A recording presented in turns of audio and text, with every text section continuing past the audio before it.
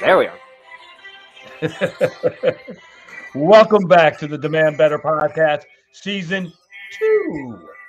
We are your consumer's guide in the health and fitness and wellness space. My name's Corona, and I'm coming to you from the concrete jungle, New York City, and I'm joined by my co-host, Dr. Bo Babenko, who's in Superior, Colorado. Bo, what's up? Just enjoying our lovely, sunny, cold weather. It's cold here too, man. You know what? We get the pleasure today. Before we go on, we are sponsored by Fit Care, Physiotherapy and Wellness, where the emphasis is to focus on your fitness so that we can avoid the healthcare space. I am so unbelievably psyched and honored to introduce a dear friend of mine of 15 plus years, as well as one of the nicest, most caring people around, William Wright, CPC, ACC, ELI-MP. What's up, Brody? What's going on, guys? Thanks for having me. I'm honored. It's a privilege and a pleasure to be here with y'all today. So I'm excited. I'm going to get into the nitty gritty, but because we always do it this way. Okay.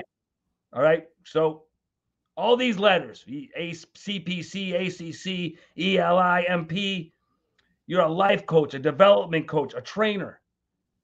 What's all of it? What is it all the same? What is it? All of it. You're doing so much. Well, each one of those, letters and credentials are just it just represents the experience and training that I've gone through schools. And, like anything, we've been in this health and wellness business for many, many years. Let's just say that. And, you get a certification, and that's the acronym, CPC is a certified personal coach. ACC is a associate certified coach. And the ELI is a energy leadership index master practitioner. And, so I have a few of those letters and I post a few, but, that's the standard, right? You post them because you have them, right? It's not what you have, is what you do and what you can do, right? Yeah, that's 100% true. Before I want to put this on the table, I'm not really happy. I got two jet guys. I'm here just rocking my Bills gear. But let's get back on point. Will, all right, sit down. Will, yes. Let's just listen. I've known you very, very well for a very long time, and I just want you to introduce yourself and tell us a little bit about your story, because I think your story is quite amazing and the struggles that you've gone through and what you've overcome. So why don't you give us a little background about yourself and let the audience know who they're meeting, because you're truly a special man. How far back do you want me to go? That's the question. I can talk about how I got into the health and wellness space. Why don't we start from because you've been in a helping need for all this time. Why don't we start from where you got into helping people and then working your way through? Okay, well, then the short version of the story is, I grew up in the church, and early on in my years in the church, I had realized that there was a missing component. And the missing component was the level of enrichment and kind of like community support that existed in the church community. For the most part, it was all about, your connection to God and your relationship with God and stuff like that, which is fine. But when I thought about what I needed as a young individual, growing up in the Bronx, there was a missing component. So I had always had a passion to create that missing piece. So in my early, I'd say I was around like maybe 18, 19. I started getting more into youth ministry as a means to support other individuals like myself in the community. And that led me to becoming very much interested in personal training. I had this whole idea of creating this mind, body, and spirit approach to enrichment and spirituality. And so I became a certified, trainer. And with that, I started implementing like workout programs and stuff in the church. Things like, Taibo was huge for me, which happened maybe a few more years later. I was so adamant and passionate about, creating this environment for people to enrich them that it became the focal point to pretty much everything I did, right? I just had a passion to hold space and support individuals. And I'm not always good with like time frames and timetables, but I'll just say around early 20s, I really decided that I wanted to go full steam into the ministry realm, with personal training being the anchor to it all. I even started a youth ministry, well, tried to start a youth ministry called Water, which was called Wisdom, Ambition, Truth, Enrichment, and Righteousness. At that time, I was actually working as a preschool teacher, and some of my first clients, personal training clients, were the parents from the school. Decided to go full steam ahead with Water, so I actually quit my job as a preschool teacher to really focus on my ministry. Let's just say the ministry didn't work out the way I thought it was going to work out.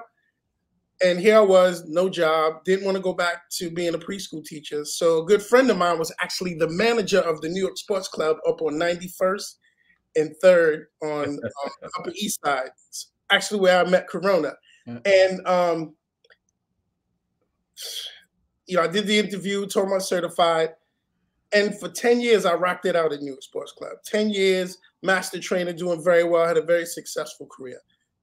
But it didn't fulfill that need, right? That need to hold space for people, the passion I had. And really the truth was, it was about my own personal demons. I had realized that all that I was doing for everyone else had everything to do with what I felt I couldn't do for myself.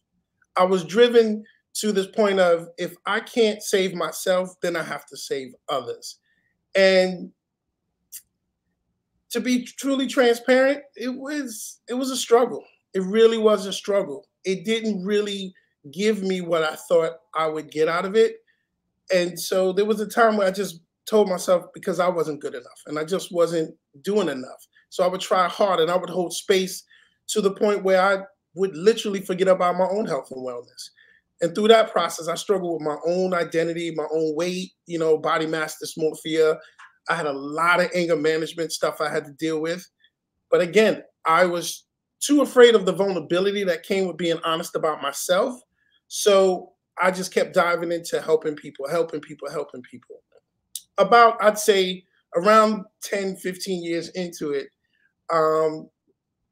people came to me and it was like, you're so much more than a personal trainer, right? You should be doing more than just training. But again, I had that fear of vulnerability. So I was like, nah, I'm good, making great money. Everybody knows Will, right? Who in New York Sports Club didn't know Will? Why would I give that up? And then once the opportunity to go completely, working for myself, I phased out. Then I said, see, that's it. New York Sports Club is limiting me, right? I blamed it on New York Sports Club, right? I'm not ever going to be able to do the things I want to do, hold the space I want to hold for people just working as a trainer in New York Sports Club. So I left New York Sports Club to start my own company, Core Remastered. And in that space, I'm like, I'm a wellness advocate, right? To expand my universe. As a wellness advocate, I can talk about all things health and wellness. I don't have to just create program designs. Yet again, I wasn't getting that fulfillment that I was looking for. And mostly it's because I was afraid to speak in spaces or about things that I didn't feel was relevant to training, right? I had this continuous message in my head, right? You're too fat, you're too black, you're too uneducated. Stay in your lane. You're great. Everybody knows you as a trainer. Everybody knows these great classes you teach. So then that just became my identity. That's what I wanted to be known for. And I just stuck with it. Carried a lot of resentment, a lot of compassion, fatigue, and just a lot of anger. A lot of anger that a lot of people didn't see, a lot of people didn't know. But that anger, that shame, that all manifests itself a lot in my, my personal life. Let's fast forward a little bit, right? Because now, can I jump in for a second, William? If you don't mind. Absolutely, yeah. I definitely want to hear more of the story. I don't want to take away from that, but I did want to jump into some of the stuff we talked about in season 1. And I want to define some terms for anyone listening, because I think a lot of these terms get thrown around, and the more clear we can be with it. And I do want to, come back to, or just throw out there, the holding space in general is such an awesome term I use in a lot of my coaching as well. So I want to just like put a pin in that, in identity in general, how that plays into everything, compassion, fatigue, the anger, the shame, all that stuff. I want to highlight it, but I do want to ask how, and I want to get Corona's take on this. I think as we blend in everything of the personal training to wellness. So you mentioned wellness. What does that mean to you to go from just personal training, your words, not mine, to going more wellness? How does that wellness when you said you can talk more about that. I just want people to understand because that term gets thrown around a lot. It's one of my business is fit care, wellness, and physiotherapy. So I just wanted to see how you define it because it is a little bit of an ambiguous term. Well, true transparency, it was a title I gave myself to justify talking about things outside of a squat or a push-up, right? That's the truth. At the time, it was me believing that if I didn't hold a different title, then no one would take me serious, right? You know, so, excuse me. So, and it also gave me the power in my mind at the time, right? This is all about what was in my head and my perception of it. So when I call myself a wellness advocate, then when I talk about, you know, that whole individual, right? I saw people have tremendous success, 10 pounds, 20 pounds, maybe even 100 pounds, you know, and they still were not happy, right? I saw what I was going through in other people. So I thought it was my job to fix that. Any kind of depression, shame, body mass dysmorphia, any kind of mental health issues or, you know, emotional struggles that they had been going through, I thought it was my job at the time to fix it because I saw so much of that in me and I didn't know how to fix it in myself. So if I was going to have that conversation with someone, for me, you know, a wellness advocate is someone who's teaching you about other strategies outside of squats, maybe a little meditation, maybe go see a therapist, you know, use essential oils, or, you know, whatever it was. It just was whatever we could set up to help people deal with some of the things they were going through. Well, let me ask you a question, brother. You're watching your stuff. You got all these people coming into you, and they're changing. And and I've seen your work, and these people are changing. Mm-hmm. And how come you never for one moment thought, well, the stuff I'm doing with these people, if I just did it to myself, I'd change too? Or you couldn't see through that? Well, that's the one thing about mental health, right? How you see yourself is how you see the world. And so I saw myself as broken. I couldn't detach myself emotionally from the struggles that I was going through to believe that I could do it for myself. So at the time, it was like, okay, well, if I can't do it for me, then let me do it for others. And somehow that would give me validation. Because the one thing about that validation I got from clients and their success, that was invigorating. That was like an amazing dopamine hit. So I was like, this is working. It was that validation I got from holding space for other individuals that was my driving force that kept me above water, you know, to help me manage some of those real dark places I went, those, you know, places where I really wasn't kind to myself. So it's like anything, you know, it was working. So I just kept at it, right? I'm happy, I'm successful. Will is great. You know, I used to throw these big parties, I used to do all this stuff, but all that was just for me to be like, yeah, Will's great. Couldn't see the greatness, but at least I could, on some levels, feel it coming from them. So yeah, that's how powerful mental health can be. People can look you in your face and tell you you're great, and you're like, yeah, sure, great. Yeah, thanks for telling me. But I couldn't feel it at the time. Couldn't understand it at the time. And thanks for sharing that. Can I ask, based on that, and again, because what we've been focusing on again in season 1, we want to emphasize in season 2 is back to these kind of terms, and that's why before we went on, I was asking, you know, you call yourself a life coach or a performance, personal development coach, all these different terms. So when we're talking about mental health, and this is our big thing, is do you feel like there's therapy, what we call therapy, mental health specialists, is there's a gap there that, you know, it sounds like you're coming at it from a much more holistic approach, very in line with what I think Corona and myself talk about on a lot of our shows and the guests that we talk to. But I just want to get your perspective on where that's coming from regarding that lack of mental health, saying, hey, why don't you just go see a therapist? Or now every podcast I've ever listened to has BetterHelp as a sponsor, which is kind of a mental health specialist. So it's clearly an issue in this country since COVID, all that good stuff. But just want to get your perspective on that. Where's that disconnect between those titles, the concept of therapy versus maybe, again, a life coach can do things better or just differently outside of that kind of medical model? And before you answer that, let me ask you a question. Do you feel, because you have the training background, that you're better equipped to help these people in a sense? I'm not saying better than a doctor, but the mind-body connection, which I think is so vitally important. Do you feel that gives you an asset or a plus into your game? Okay, so there's a few answers you need because there was a few questions in there. So I'll start by saying this. I'll set the stage and say this. I'll answer Corona first, right? Because that'll actually put me in the right path to answer this question. The relationships that I've built through being a trainer over the years, because I had a serious retention rate. We're talking about 80% retention rate year to year. So before the pandemic hit, my average client had been with me for at least 12 years, right? So it's through that I did learn how to relate to people, talk to people. When you're in a service business and you're dealing with people on such an intimate level with a level of consistency, it did make it easier to talk to people. So when I transitioned into becoming a life coach, right, specializing in personal development, it was a natural transition in terms of being able to talk to people, right? That was never the fear on the intimate level, having conversations with people. So I was used to having people in my space, and I was used to being in other people's spaces because personal training is so intimate in that way. Now, going back to the other question about do I see a disconnect? I believe that each one plays a role, right? A good, well-trained understanding about their scope of practice life coach knows when someone needs a therapist, right? They don't cross the lanes. As a life coach, my training, my experience, everything that I've gotten from just naturally working with people and then actually going to school and getting certified, that's what I learned. I learned that, for me as a life coach, I will tap into the past to understand the present, to move an individual to the future. But the space I hold as a life coach, I don't coach from a dysfunctional place, right? Sometimes people just need to unpack some stuff. I facilitate an opportunity to lay things out and evaluate them and see what is serving you and not serving you, right? It's all about the awareness of your lenses and how you see the world.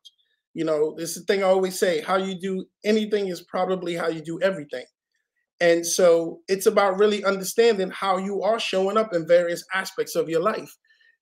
And the reason why the style of life coaching that I learned through IPEC, which is the Institute for Professionalism in Excellence in Coaching, is we don't coach the story, we coach the energy. We coach the perception behind the story. And so when someone just can't get out of a dysfunctional place, then we know they need therapy, which is a much deeper approach to hold an emotional space for people. How hard is that? Is that hard to identify? Is it easy to identify? It just seems like you and I have talked a lot about, and Dr. Bo and I talk about this all the time. The worlds mesh so much. Mm-hmm. So at what point do you, like, I'm no therapist. I'm not there to do that, and you know me well enough to know that. At what point do you make that referral? See, that depends, right? It's not always obvious, right? And I haven't had to make that, in the almost 2 years that I've been putting life coaching as the focal point to my business, kind of putting personal training under the bubble of personal development. I haven't had to refer anybody out, but I will trust my training, right? I've spent numerous hours. I'd say I'd say 100 hours of learning how to decipher the differences, right? It's all about language. We understand buzzwords, language, body language, things like that. So when it comes to those situations, I just trust my education and my training, right? And you'll know, right? You'll just know. And the knowing is if a person can't move, right? If they're really that stuck and they just cannot see a way out, right? And these are those cases where someone is just so stuck. The trauma associated with whatever they're feeling, whatever they talk about is just too deep and too rooted, too hardwired. Then it's that, okay, maybe we should approach this differently. How do you feel about this? How do you feel about that? In terms of offering suggestions. So yeah, that's the answer to that question. And there was another piece you asked me. Do I see a gap in between again? Yes, I do see a gap, right? But everything has its place. So I guess it's the same answer. Everything has its place. Um, I'm honestly surprised that a lot more therapists don't use life coaching approaches to things as I learn more and more about this field. Um, but that's only because I've seen how powerful life coaching can be. Um, and so I feel like they have an advantage, right? Because they can live in both worlds. So if I was a therapist, I would totally live in both worlds. Because not everybody needs a therapist and not everybody needs a life coach.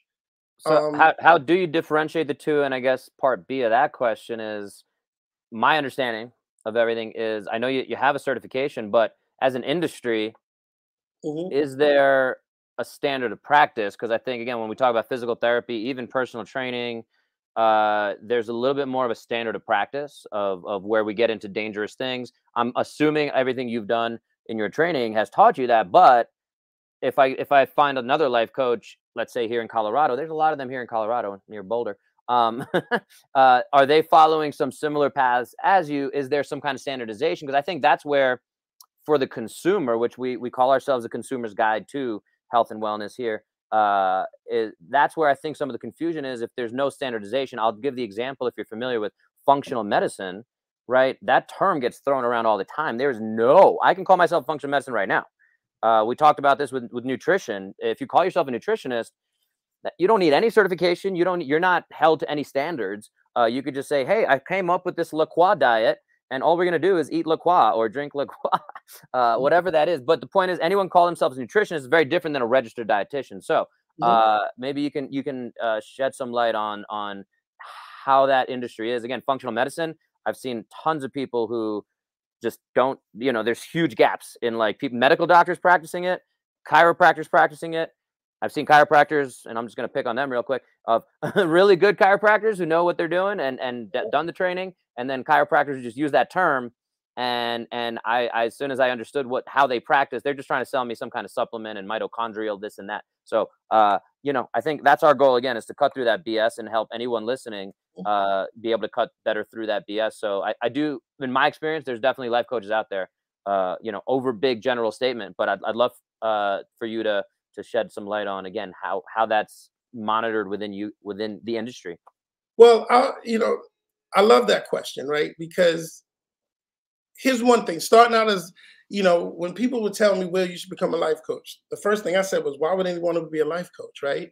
For me, my experience with life coaches, they were rude, condescending, abrasive, know-it-all. And it was like, that's not me, right? I'm compassionate, I'm caring, I hold space for people. I don't judge, right? When I was introduced to the IPEC program, again, through my training, we're taught we don't hold judgment, right? We're not tied to an outcome, nor do we give advice, right? And so we're just literally holding non-judgmental space. We're facilitating thoughts and ideas and understandings that people can relate to and find the ability to look within themselves, to be transparent, and to make their own personal changes. But So let me interrupt you for 1 second. That's within your program, though, or that's all life coaches? I'm speaking for my training. Right. So that's what I want to come back to, because that was the confusion with functional medicine or nutritionist, dietitian. What does that mean? So when someone sees life coach and they're life coach near me because they want to meet them in person, and 10 people come up that are within 10 miles, how do they know? And again, this is what we're trying to pick out is how do they know who's legitimate? And or again, physical therapists, same thing. Like, even though we have a licensure process, that I don't know if I want to say this on any kind of air, but like, there's probably over 80% of physical therapists I don't want my mother seeing. You know what I mean? So that's where I come back to, like, how do we start to understand what is the industry looking at? Are there certain requirements? Should they look for letters like the ones behind your name, all of the letters, or yeah, give us a little take on that, just so we can, again, I think that's the main thing I'd love to get out of today. Well, the thing is that, first of all, I can't speak for all life coaches, nor can I speak for all programs, right? My training and my certification comes from it's accredited by the ICF, which is the international, governing body for all life coaching programs, right? it's like anything. Corona, you tell you, you can be NASM certified, A certified. It doesn't mean much of anything, right? I'm not going to sit and say that you need to go to X school, have X degree, have X anything to do what I do, right? I'm grateful for what I learned from IPAC, right? I'm grateful for how I became a product of my product, right? I stopped trying to defend life coaching. I stopped even trying to tell people what a life coach is. I just tell people what I do and how I do it and why I do it and what drives me to do it and why and how I hold the space for people. I could never sit here and defend life coaching or the governing body or the list of people and say, oh, that one, they have this, then they're a great life coach. Because there's life coaches that went through the same program I went to. And sometimes I'm like, what are they doing? Right? So I stopped trying to be this representation of all life coaches and just say, this is me, this is my story. And that's why I have started dealing in that space of vulnerability and letting my story take the forefront, take the front, and not be in the back. And what led me to where I'm at and why I'm passionate about the space I hold for people. And when I made that comment earlier that I'm surprised that more therapists don't implement more life coaching. And again, I'm talking about the skills that I have acquired. I think of it like a physical therapist can do what a trainer does, but a trainer doesn't necessarily can do what a physical therapist does. But I'm surprised at every physical therapist that doesn't do more personal training. But that's just personal, right? Feel like that's the skill set. Like I know when a client of mine, when I was just training, needed a physical therapist. I didn't even bother with that scope of practice. I said, here's a person, and I'm gonna send them not to a physical therapist. I'm gonna send them to the physical therapist I know and respect and can get the job done. Right? And it's just knowing where it's like that pendulum, right? It's a scope. It's about knowing, it's about integrity. I mean, the only thing I say is integrity, right? Because I know I could never sit here and defend all of life coaching. Just like for me, for years, I thought personal training was an uneducated man's profession. And people will have all kind of, American College of Sports Medicine, NAS, and ACE, that. I'm like, did you even read your textbook? What are you doing with this person, right? They do this assessments just to contradict everything. I just stick to my personal experience, remember my personal journey, and my education and what I learned through this program, right? And like anything, if it's for you, it's for you. If you have the buy-in and you understand, if I'm moving you from one place to another, then it's working. It goes back to what you and I do, Will, what I've known you for so many years. We've sat next to each other. I know some of the most educated people have gotten tremendous amounts of certifications who can't train themselves out of a paper bag. I've seen, not a lot, but I've seen people who know the body, who've never been certified, who can train. What I think Bo was trying to get at, and we're trying to get a place to where people have, like, I would go to you. You know what I'm saying? I would go to you, but there are not many Will Wrights out there. And that's the issue. We got Joey over here who's going to personal training because it's $50 less and doesn't realize that the guy that's working with him is hurting him. So I think what we're trying to get at, and I know what we're trying to get at is something so much bigger, and they're trying to find out to make this maybe like a phone book of people that you could go to and you got the stamp and you can demand better. Because where we're lacking now, in my opinion, is we as human beings don't demand better for ourselves from the people we're paying. And that's what when we get into this space, I think what you're doing and being as certified as you are, I think gives you so much more credibility. You know me well enough to know that I'm not going to be able to fix your problem. Like, I already know that walking into it. I can help you with your body, but I can't make you do what I'm asking you to do if you don't want to do it. Yeah. So I think I wanted you to be on to talk about your story, and to give people a better understanding of what you do. This isn't just a willy-nilly, oh, I got a life coach. That's irrelevant. Is the person good? And I think you're shedding light on your background and your coaching, which gives you the credibility that we want for our listeners and for people to have out there, to understand this is what you need to look for. Look for a guy like William Wright that can actually push you to the next level. Am I correct, Bo? Yeah, and it's and like you said, Will the Thrill, that I'll take it. As you kind of alluded to, the same thing with personal training. We our very first episode was, here's the 5 takeaways that people should do to look for a personal trainer. It kind of applies to every profession, but some of that is talk to 5 different people, talk to 5 different life coaches, talk to 5 different physical therapists, so you can see who you gel with the most. Not everyone's going to do that. Not everyone's in the space to do that, but those are some of the things for sure. So yeah, Corona, to your point, this is exactly what we're trying to get to. So let's get back to your story. Corona, you gonna set that up? No, Will. As I look at everything, how has it been going? Because this started over the pandemic for you. I mean, you really made this shift at the pandemic. At that point in time, there was no money coming in. You're online doing work, and you're doing this work. How has it been for you?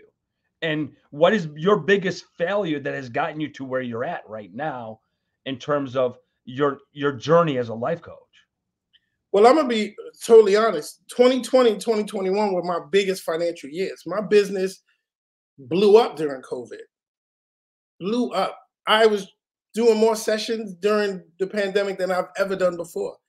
So for me, what quarantine did, it allowed me to be still. It allowed me to stop. And although I was making great money, like I said, 2020, 2021 were my biggest and most successful financial years, right? During that time, I had my sessions and my thoughts, right? It was once I unplugged the computer, for the most part, I was just in my thoughts.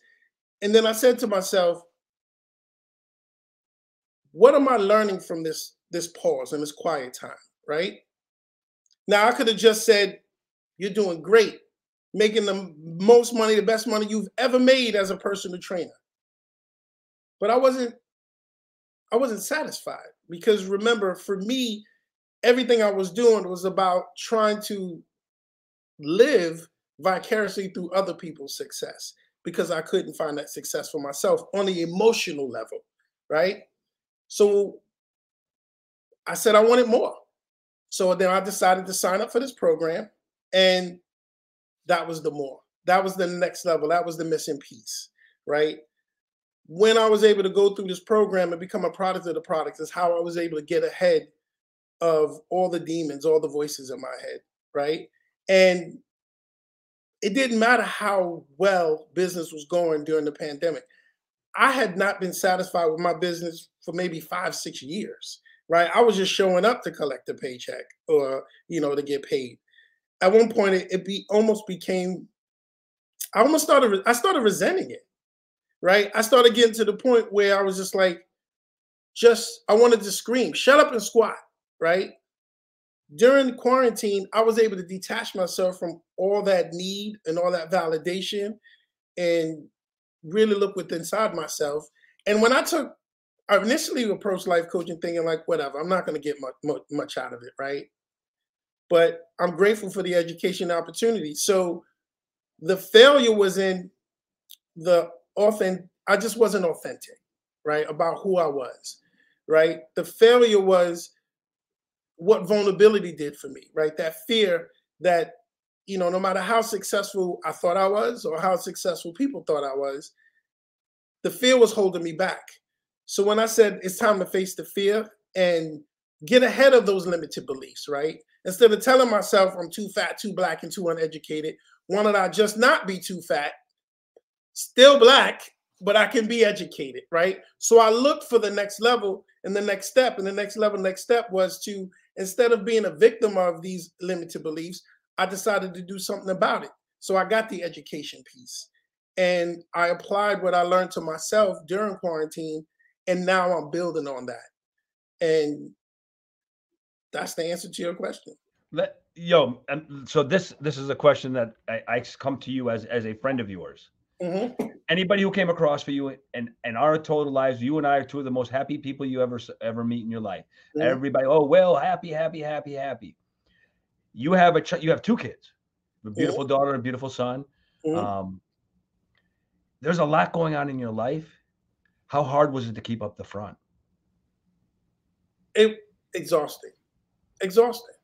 See, the person you saw wasn't, or the person you know wasn't a fake person.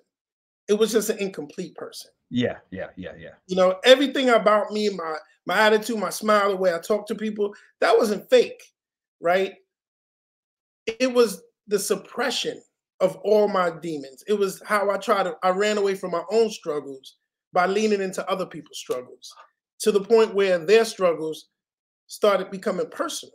So every time they weren't succeeding, then I was feeling like more of a failure. So now I'm like, well, this isn't working for me anymore. But you said, right? I'm still making great money. I still have children to support. So now I had this no choice energy, right? No choice, victim energy. Now I'm trapped. Now I can't transition. Now I can't leave. I can't move. And this isn't working for me anymore. But they're still showing up. They still paying me. So guess what? I'll show up and still make money.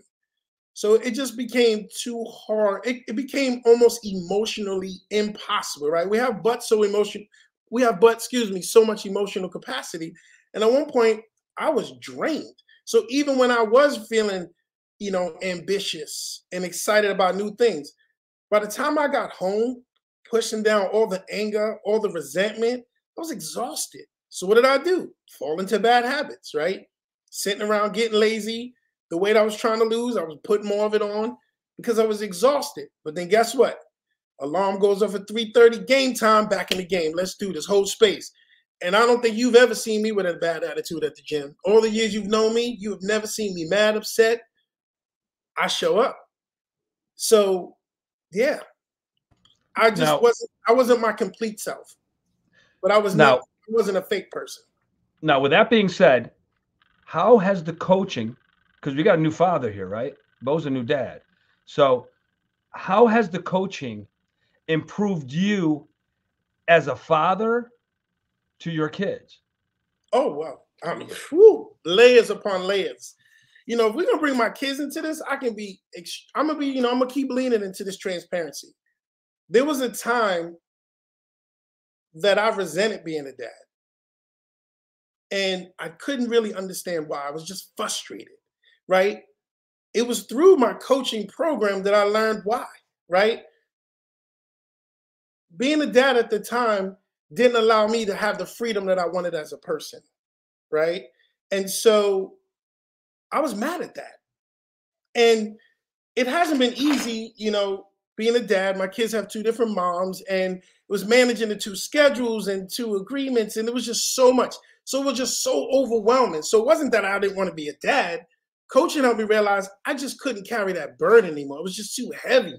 It just felt like there was always something to do, always some schedule to work out, always some drama to deal with. I mean, I was in family court over 60 times. My daughter's 15, and I've been in family court over 60 times just to get a weekend. So it was exhausted. So it was through coaching that I was able to make that connection and be acknowledged and validated. Like, no wonder you just want to walk away. And that also helped me have a lot of empathy for other people who are struggling with that same kind of thing. So coaching took away a lot of that resentment and anger that I had at being a parent, but it also made me a better listener. Because if I tell anybody, coaching made me a professional listener. All I do is listen. I listen and I reflect back to people so they can hear what they're saying and see how that resonates with them. Is that what you want to say? You know what I'm saying? But I don't ask it in that way. I allow them to process. Is that how I want to feel? Is that the message I want to give? Is that the space I want to hold? Right? Raising your conscious awareness about who you are, what you do, and how you do it. When I apply that to being a dad and as a parent, and I hold space for my kids are now able to understand that there are advantages and disadvantages to every choice and every decision you make. I can hold a lot more compassion, trust, a lot of things. I mean, when you improve yourself, everything gets improved. You said it, man. That is true. Yeah, I have a 2-month-old. We just went to the doctor this morning. Got all the shots, injections. But I did start a new dads group. I do virtually with 8 other men that we're trying to kind of do a lot of the things you're saying. Is learn to practice these skills and continue to hold each other accountable to being better fathers and men, and how that all plays together. And you know, that's just the journey we started. So we might have to do another episode of demanding better from fatherhood, and that kind of Well, thing. I hope I'm invited. We get all the dads we know. You'll be invited, big boy. There you go.